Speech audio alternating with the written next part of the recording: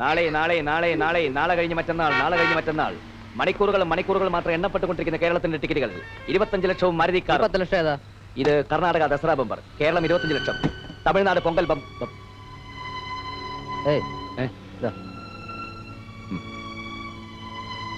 നാളെ കഴിഞ്ഞ് മറ്റന്നാൾ നറുക്കെടുക്കുന്ന കേരളത്തിന്റെ ടിക്കറ്റുകൾ 25 ലക്ഷം ഒരു മാരുതി കാറും ഒന്നാം സമ്മാനമായി നൽകുന്നു. അങ്കമാലിയിലെ പാവപ്പെട്ട താറാവാൻ 25 ലക്ഷവും അംബാസഡർ കാറും നേടിക്കൊടുത്ത അതേ ഏജൻസിയുടെ ടിക്കറ്റുകൾ ഭാഗ്യദേവത നിങ്ങളെ മാടി വിളിക്കുകയാണ് സഹോദര. നിങ്ങൾക്കറിയില്ലല്ലോ, ഈ ഒരു പ്രശ്നത്തിന്റെ പേര് ഞാനും കുര്യച്ചനുമായിട്ട് ശരിക്കൊന്ന് ഒരസിരിക്കുക. നിങ്ങൾ ഒരസ് തീ ഉണ്ടാക്കുക, എന്ത് വേണേലും ചെയ്തു. അന്നേ ഞാൻ പറഞ്ഞാണല്ലോ നിങ്ങളുടെ ഫാക്ടറി ജോലിക്ക് എന്റെ ഡോഗ് വരുന്നു. ഒരു തെറ്റ് പറ്റിയാൽ തിരുത്താൻ ശ്രമിക്കുന്ന ഒരു തെറ്റാണോ? നിങ്ങൾ തിരുത്തണ്ടെന്ന്. പാവപ്പെട്ടവർ നിങ്ങൾ ഇനിയും തല്ലി ചതക്കണം. സാറിന് ലോട്ടറി ടിക്കറ്റ് വല്ലതും വേണമെങ്കിൽ പറ. മിസോറാം ബമ്പറുണ്ട്, കർണാടകയുണ്ട്. ദസറ സ്പെഷ്യലിന് 2 ദിവസം മാത്രമേ ബാക്കിയുള്ളൂ. ഏത് വേണേലും പറഞ്ഞോ. നിങ്ങൾ പറഞ്ഞല്ലോ നിങ്ങളുടെ അമ്മ ഈ ലോട്ടറി ടിക്കറ്റ് വിൽപ്പനയുടെ കാര്യം അറിഞ്ഞിട്ടില്ലെന്ന്. ഇല്ല, അറിഞ്ഞിട്ടില്ല. ഇപ്പോഴും ഫാക്ടറി ജോലി തന്നെയാണെന്ന് അമ്മയുടെ വിചാരം. എംകോംകാരൻ മകന് ടിക്കറ്റ് വിൽപ്പനയാണെന്ന് അറിഞ്ഞാലേ അമ്മയ്ക്കത് ഭയങ്കര വിഷമാവും. അതുകൊണ്ട് അറിയിച്ചിട്ടില്ല. പാർത്ഥസാരഥിരമ്മേ, എന്തിനാ അമ്മയെ വിളിക്കുന്നത്? ആ ടിക്കറ്റ് വിൽപ്പനയുടെ കാര്യം ഒന്ന് പറയാമെന്ന് വിചാരിച്ച. നിങ്ങൾക്ക് വല്ല ഭ്രാന്തുണ്ടോ? പെറ്റതലയുടെ മുമ്പിൽ സത്യം മറച്ചു വെക്കുന്നത് ശരിയല്ല. പാർത്ഥസാരഥിരമ്മേ, വളരെ കഷ്ടമാണ് നിങ്ങൾ ഈ ചെയ്യുന്നത്. ഇതെന്റെ അമ്മയ്ക്ക് താങ്ങാനാവില്ലെന്ന് നിങ്ങൾ പറഞ്ഞില്ലേ? ഒരു കുഴപ്പമില്ല. നിങ്ങൾ ഇവിടെ നിന്ന് പോയി തരാമോ? ഞാനൊന്ന് പറഞ്ഞു തങ്ങ് പോയിക്കോളാം. ഞാൻ നിങ്ങളുടെ കാല് പിടിക്കാൻ വേണമെങ്കിൽ. എടോ മനുഷ്യ, തന്നെ ഞാൻ വെറും തൊഴിലാളിയായിട്ടല്ല അങ്ങോട്ട് വിളിച്ചത്, അവിടുത്തെ അക്കൗണ്ടന്റ് ആയിട്ടാ. അപ്പൊ താനത് മൈൻഡ് ചെയ്തില്ല. വൈരാഗ്യബുദ്ധി തനിക്കാകാമെങ്കിലേ എനിക്കും കുറച്ചൊക്കെ ആകാം. അതാ വരുന്നുണ്ട്. ഫാക്ടറി അമ്മ ഫാക്ടറി. ഇവരുടെ കമ്പനിൽ എന്നെ പുതിയ അക്കൗണ്ടന്റാ പോട പോറலாம்.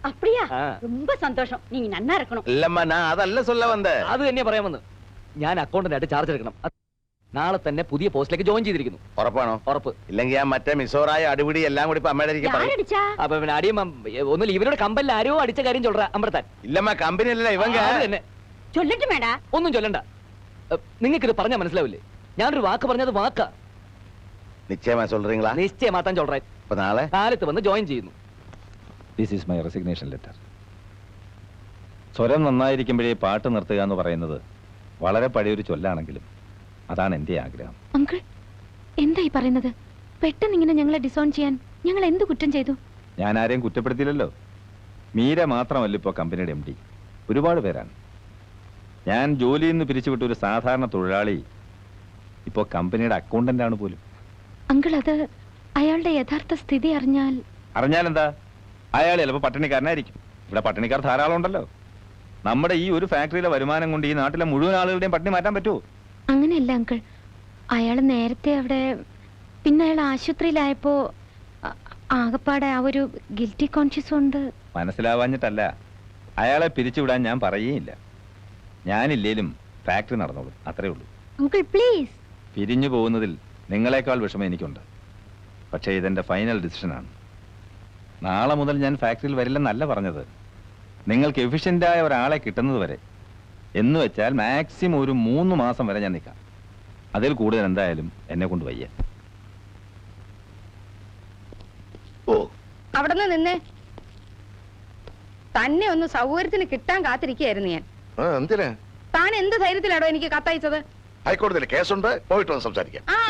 ഇവിടുന്ന് ഇറങ്ങിയാലല്ലേ താൻ ഹൈക്കോടതിയിൽ എത്തൂ. തെമ്മാടിത്തരം കാണിച്ചിട്ടാ ചോദിക്കാൻ വന്ന എന്റെ ഭർത്താവിനെ താൻ തല്ലി കൈയൊടിച്ചു. വക്കീല്, ഒരു പ്രേമലേഖന വയസ്സുകാലത്ത് നീ എനിക്ക് കൊല്ലി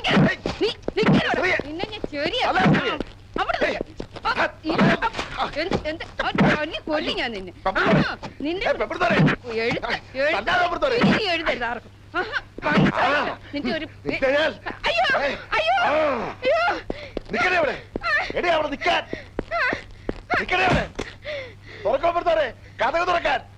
കഥക തുറക്കാനാ പറഞ്ഞത്. അയ്യോ,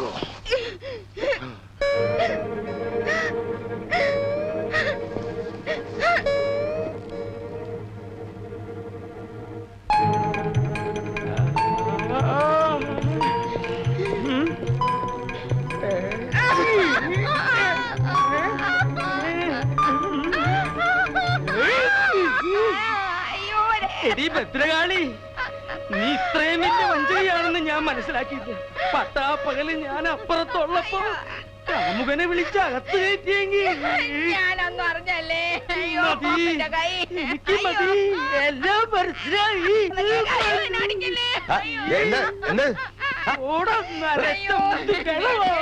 അത് പറയട്ടെ ഛെ, എന്ത്? നീ എന്താ നീ വിചാരിച്ചേ? എന്നെ അടിക്കരുത്. ഞാൻ പറയുന്നൊന്ന് കേക്ക്. അടിക്കല്ലേ? എന്നെ ഞാൻ പറയുന്നൊന്ന് കേക്ക്. ഞാൻ നിരങ്ങാം. നിന്നെ നീ കയ്യോടിച്ച് അയ്യോ, നിന്നെ എന്റെ കൈ. ഞാൻ അടിക്കരുത്. കൊല്ലും ഞാൻ. അയ്യോ. എന്താണ് അയ്യോ. ചവിട്ടിയാ കൊല്ലും.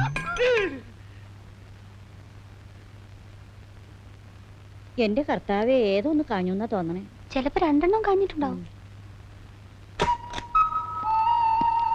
എന്റെ മാതാവേ, മിണ്ടരുത്. തൃപ്തിയായില്ലേ? താൻ എവിടത്തെ മുത്തച്ഛനാടോ? ഒരു വീടിന്റെ നാഥനാവുമ്പോ എല്ലാവരിലും വേണം ഒരു കണ്ണ്. ഇവിടുത്തെ തോന്നിവാസികളെ നിയന്ത്രിക്കാൻ പറ്റിയില്ലെങ്കിൽ താൻ എവിടത്തെ മുത്തച്ഛനാടോ? താൻ ഇതിനെ അനുഭവിക്കും. അനുഭവിക്കണോ? നോക്കിക്കോ. എന്റെ കൈക്ക് ശക്തി ഉണ്ടായിരുന്നെങ്കിൽ തന്റെ കരണ കുറ്റിയടിച്ച് ഞാൻ ഉത്സവപ്പുറമ്പാക്കിയാലേ. എന്നെ തല്ലിക്കൊന്നാലും വേണ്ടില്ല. നീ പോടി. സത്യം നിങ്ങളൊന്ന് മനസ്സിലാക്കണം. സത്യം ഞാൻ നേരിട്ട് മനസ്സിലാക്കിടി. അയ്യോ, നീ അവന്റെ കൂടെ പോയി പുറത്തോ. അയ്യോ, അങ്ങനെ പറയല്ലേ. എടി വക്കീലിന്റെ കൂടെ പോയി പുറത്തോളാൻ. ദൈവദോഷം പറയരുത്. ദൈവദോഷം പറയണേ. എടി, ആ. ആ മോഹൻലാലിനെ കണ്ടാളകില്ല, മമ്മൂട്ടിയെ കണ്ടാളകില്ല. നിന്നെ എനിക്ക് മനസ്സിലായിടി. ആ ലോട്ടറി ടിക്കറ്റും വിറ്റ് കിടന്നപ്പോ മനസ്സിന് കുറച്ച് സമാധാനങ്ങളും ഉണ്ടായിരുന്നു. ഇവിടെ വന്നപ്പോ അതും പോയി. സാറേ, ഈ ഫാക്ടറിയുടെ അടുത്ത ആകെ ഇളകിയിരിക്കുക. ഓ, അപ്പൊ ഈ കെട്ടിടം അത്രയ്ക്ക് പഴയതാണല്ലേ. ജോലി നടക്കുന്നതിനിടയ്ക്ക് ഇടിഞ്ഞു വീണ ആള് തട്ടിപ്പോവല്ലോ. ഏത് ഭാഗമാ ഇളകിയേ? സാർ പ്ലീസ്, ആ അടിത്തറ അല്ല ഈ അടിത്തറ. ഞാൻ ഉദ്ദേശിച്ചേ സാമ്പത്തിക അടിത്തറയാ.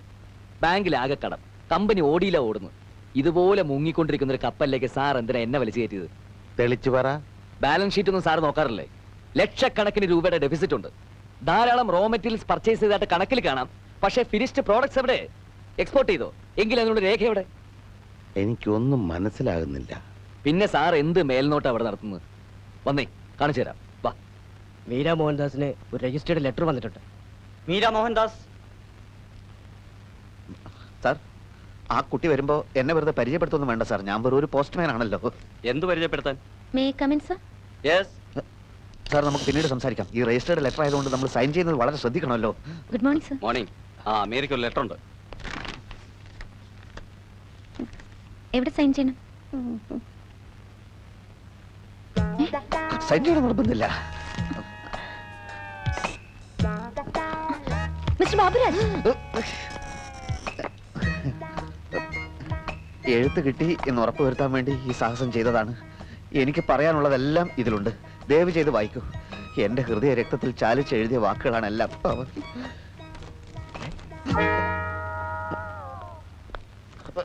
മിസ്റ്റർ, നിങ്ങൾക്ക് കത്തൊന്നുമില്ല. അടിയോടിയുടെ ഭാര്യയ്ക്ക് കിട്ടിയ കത്തിലെ അതേ കൈയക്ഷം തന്നെയാ ഇതിലും. ആണോ? അപ്പൊ അവൻ തലങ്ങും ബലങ്ങും ലവ് ലെറ്റർ എഴുതി വിടുകയാണോ? മുത്തച്ഛ, ഇവൻ അടിയല്ലാതെ വേറെ മരുന്നില്ല. വേറെ മരുന്ന് നമുക്ക് കണ്ടുപിടിക്കാം. അങ്കിളല്ലേ പറഞ്ഞത് ആ കത്തിൽ നിറച്ച് കോടതി ഭാഷയാണെന്ന്? ആയിരുന്നു. എനിക്ക് തോന്നുന്നത് ആ കത്ത് വക്കീല് പറഞ്ഞു കൊടുത്തിട്ട് ബാബുരാജ് എഴുതി. ഈ കത്ത് ബാബുരാജ് തനിച്ചെഴുതി. ഇതിൽ കോടതി ഭാഷയില്ല. വക്കീൽ അങ്കിളിന് ഇതിലെന്താ ഇത്ര ഇൻട്രസ്റ്റ്? അയാള് മൊത്തം കുഴപ്പമാ. ഹൈക്കോടതിയിലും സുപ്രീം കോടതിയിലും ഒന്നും അയക്ക് ഒരു കേസും ഇല്ല. ഇതുപോലുള്ള ചൂഷണവും തട്ടിപ്പോ മെയിൻ ജോലി. എത്രയും പെട്ടെന്ന് ഇതിനൊരു സൊല്യൂഷൻ ഉണ്ടാക്കി താ അങ്കിൾ. സമാനിക്ക്, ആലോചിക്കട്ടെ. ക്ലാര ചേച്ചിക്ക് നോവല് വായിക്കാൻ ഇഷ്ടമാണല്ലേ? ആരാ പറഞ്ഞേ? പറഞ്ഞത് ആരെങ്കിലും ആവട്ടെ. ഇഷ്ടമാണോ? അതെ. കണ്ടോ, അപ്പൊ ഞങ്ങളെക്കാൾ കൂടുതൽ അങ്ങേര് ചേച്ചി ശ്രദ്ധിച്ചിരിക്കുന്നു. ആര്? ബാബു അങ്കിൾ. അയാളെന്ത് പറഞ്ഞു? എന്തു പറയാൻ, എപ്പ കണ്ടാലും ക്ലാര ചേച്ചിയെ പറ്റി ചോദിക്കാനേ നേരമുള്ളൂ. ക്ലാര ചേച്ചി ഉണർന്നോ, പള്ളിയിൽ പോയോ, ഊണ് കഴിച്ചോ? അല്ല, എന്താ അതിന്റെ അർത്ഥം? അയ്യോ, എനിക്ക് തോന്നിയിട്ടില്ലല്ലോ പുള്ളിക്കാരൻ എന്നെ ശ്രദ്ധിക്കാറുണ്ടെന്ന്.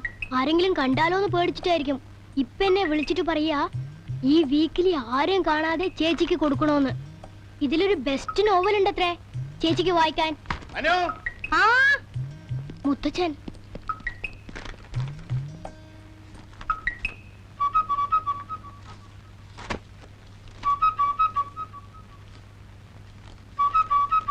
എന്റെ പ്രിയപ്പെട്ടവളെ, അരുത്, കീറിക്കളയരുത്, മുഴുവനും വായിക്കൂ.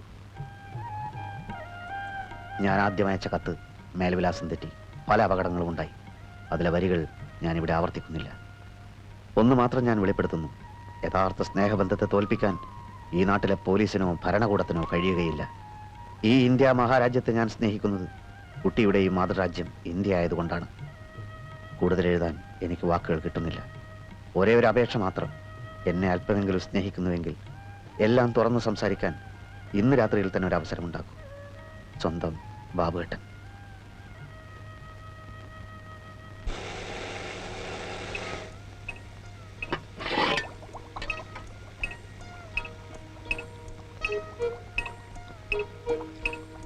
ഡീഡി, എന്താ ഇത്? അരി. അതെനിക്ക് മനസ്സിലായി. അരി കഴിയാതെയാണ് അടുപ്പത്തിടുന്നത്. അയ്യോ, ഞാൻ കരുതിയത്. പോയി കഴിയിട്ടു അടി. ഞാനിവിടെ അരിഞ്ഞു വെച്ച ഉള്ളിയോ? ഉള്ളി. ഉള്ളി? അയ്യോ, അത് ഞാൻ അറിയാതെ എടുത്ത് മിക്സിയിലിട്ടു. മൂപ്പിക്കാൻ വെച്ച ഉള്ളി എടുത്ത് മിക്സിയിലിടേ. നിനക്ക് എന്താ വല്ല ഭ്രാന്ത് പിടിച്ച? കൊണ്ടാടി. പോടി പോടി. നീ ഇന്ന് അടുക്കളയിൽ കടന്നു പോവരുത്. താങ്ക് യു അമ്മച്ചി.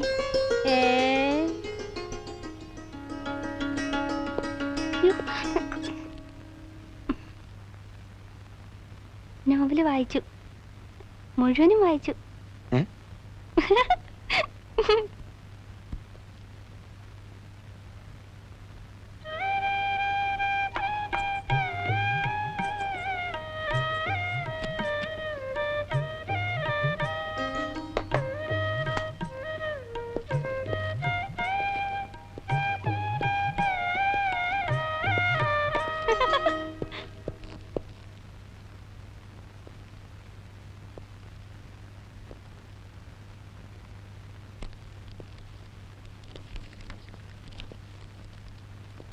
നല്ല ഇനം ചെമ്പുപാത്രങ്ങൾക്ക് മുസലിയാർ പാത്രക്കട. എനിക്കെതിനെ ഇപ്പൊ ചെമ്പുപാത്രം. എഴുത്ത് കിട്ടി. എല്ലാവരും ഉറങ്ങിക്കഴിഞ്ഞതിന് ശേഷം അടുക്കള ജനാലക്കൽ വരുമോ? സംസാരിക്കാം. ഒരു പെൺകുട്ടിയുടെ ചിരി കേട്ടല്ലോ ഇവിടെ. മീര വീണച്ചാ. അയ്യോ, വീണോ? എന്നിട്ട് എന്തെങ്കിലും പറ്റിയ കുട്ടിക്ക്? എന്റെ എഴുത്തിൽ അവൾ വീണെന്നാ ഞാൻ പറഞ്ഞത്. ഇതാ നോക്ക്. എങ്ങനെ? ഇനി എല്ലാം വെടിയും തീയും പോലെ സംഭവിക്കും. എല്ലാവരും ഉറങ്ങിക്കഴിഞ്ഞതിന് ശേഷം അടുക്കള ജനാലക്കൽ. എന്തിനാണോ സംസാരത്തിന് അടുക്കള ജനാല തിരഞ്ഞെടുത്തത്? എടാ മണ്ട, അവളുടെ മുറിയിലാകുമ്പോ മറ്റു പിള്ളേർ അറിയില്ലേ? എനിക്ക് തോന്നുന്നത് കുഞ്ഞമ്മയുടെ സപ്പോർട്ട് ഉണ്ടാവും ഈ പരിപാടിക്കെന്ന. വലിയ വീട്ടിലെ പെൺപിള്ളേരുടെ പ്രേമത്തിന് എപ്പോഴും ഒത്താശ ചെയ്ത് കൊടുക്കുന്നത് അവിടുത്തെ വേലക്കാരികളായിരിക്കും. ഓഹോ, എത്രയും പെട്ടെന്ന് രാത്രിയായ മതിയായിരുന്നു.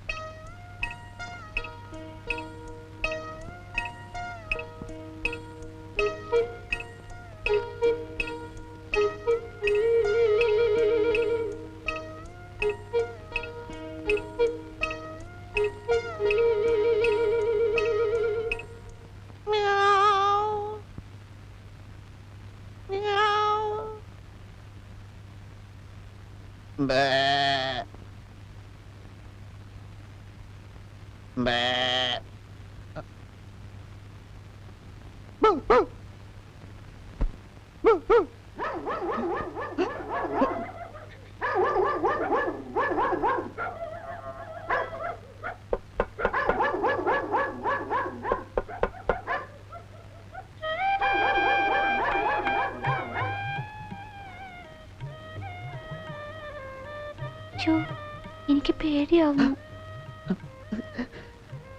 ഇത് ഞാനല്ലേ? ബാബുവേട്ടനല്ലേ?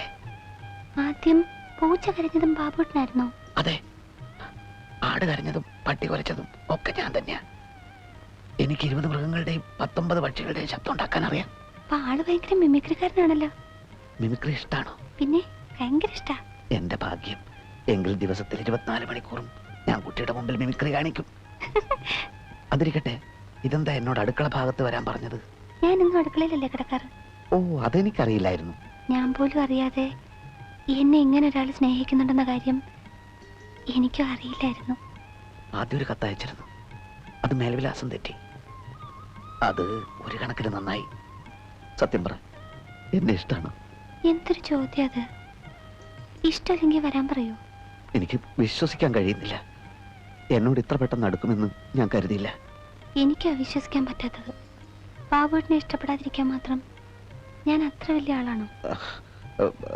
പ്രായത്തിന്റെ കാര്യത്തിൽ എനിക്ക് ചെറിയൊരു സംശയം ഉണ്ടായിരുന്നു. എന്ത് പ്രായം? ബാബുട്ടിന് എത്ര വയസ്സായി? 33. അല്ലല്ല, 29. അത്രയല്ലേ ഉള്ളൂ. എനിക്ക് 22 ആയി. 22? ഞാൻ വിശ്വസിക്കില്ല. സത്യമായിട്ട് 22 ആയി. 18 ആയതേ ഉള്ളൂ എന്നാണല്ലോ. കൃത്യനിഷ്ഠയുള്ള ജീവിതം ആയതുകൊണ്ട് വയസ്സ് കുറവേ തോന്നും. അതാ.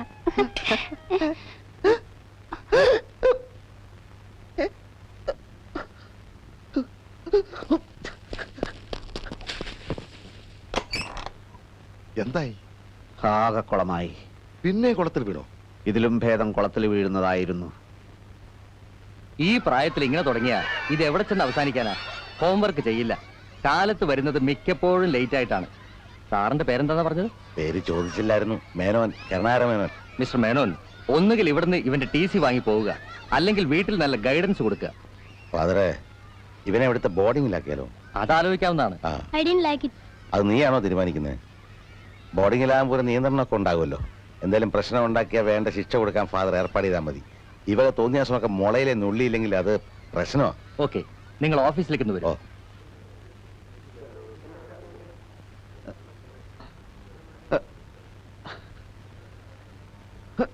ഇനി എന്താ നിങ്ങക്ക് വേണ്ടത്? ഞാൻ മരിക്കുന്ന കൂടി കാണണോ? എനിക്ക് ക്ലാരയോട് കുറെ കാര്യങ്ങൾ സംസാരിക്കാനുണ്ട്. എനിക്കൊന്നും സംസാരിക്കാനില്ല. ക്ലാര ഒന്നും സംസാരിക്കണ്ട. ഞാൻ പറയുന്നത് കേൾക്കാനുള്ള സന്മനസ് കാണിച്ചാൽ മാത്രം മതി. എനിക്ക് പോണം. എനിക്കും പോണം. പോണ്ടെന്ന് ഞാൻ പറഞ്ഞില്ലല്ലോ. ക്ലാരെ, എല്ലാം ഒരു തെറ്റിദ്ധാരണ കൊണ്ട് സംഭവിച്ചതാണ്. തെറ്റിദ്ധരിച്ചത് ഞാനാ. അമ്മച്ചി പറഞ്ഞപ്പോഴാ ആ തെറ്റിദ്ധാരണ മാറിയത്. അമ്മച്ചി എന്ത് പറഞ്ഞു? നിങ്ങളുടെ ഉദ്ദേശം എന്തായിരുന്നെന്ന് പറഞ്ഞു. ഞാൻ അത് ഒന്നും ഉദ്ദേശിച്ചില്ല. എനിക്ക് മനസ്സിലായി. പക്ഷെ നിങ്ങൾക്ക് ആള് തെറ്റിപ്പോയി. അതെ, ആള് തെറ്റിപ്പോയതാണ് ആകെ പ്രശ്നമായത്. നിങ്ങളൊക്കെ വലിയ വലിയ ആളുകള്. ഞങ്ങളെ പോലുള്ള പാവങ്ങളുടെ മനസ്സിലിട്ട് കുത്താനും മുറിവേപ്പിക്കാനും നിങ്ങൾക്കൊന്നും ഒരു മടിയുമില്ല. എന്റെ കുട്ടി, ഞാൻ നിങ്ങളുടെ കുട്ടിയൊന്നുമല്ല. കുട്ടി ആരുടെ കുട്ടിയാണെന്ന് എനിക്കറിയണ്ട. ഞാനാ മണ്ടി. നിങ്ങളുടെ കത്തിലെ വാക്കുകളെല്ലാം ഞാൻ അതേപടി വിശ്വസിച്ചു. ഒരു അടുക്കളക്കാരിയുടെ മകളാണ് ഞാനെന്ന് ഓർമ്മിച്ചില്ല. കരയാതിരിക്കൂ, കരയാതിരിക്കൂ. നിങ്ങൾ എന്റെ മനസ്സ് നോവിച്ചു. അമ്മച്ചി എന്റെ മേലും നോവിച്ചു. ഇതുണ്ടോ, ചട്ടും പഠിപ്പിച്ച് പൊള്ളിച്ചതാ. ഞാൻ കുട്ടിയും കുട്ടിയുടെ അമ്മച്ചും വിചാരിക്കുന്ന പോലെ അത്ര വൃത്തികെട്ടവനല്ല. നേര് പറ, എന്നെ ചതിക്കാനായിരുന്നില്ല ഇതൊക്കെ? നേര് പറഞ്ഞാൽ ചതിക്കപ്പെട്ടത് ഞാനാണ്. ഇനി അതൊന്നും പറഞ്ഞിട്ട് കാര്യമില്ല. ഞാൻ കാരണം കുട്ടി വേദനിക്കാനിടയായതിലാണ് എനിക്ക് വിഷമം.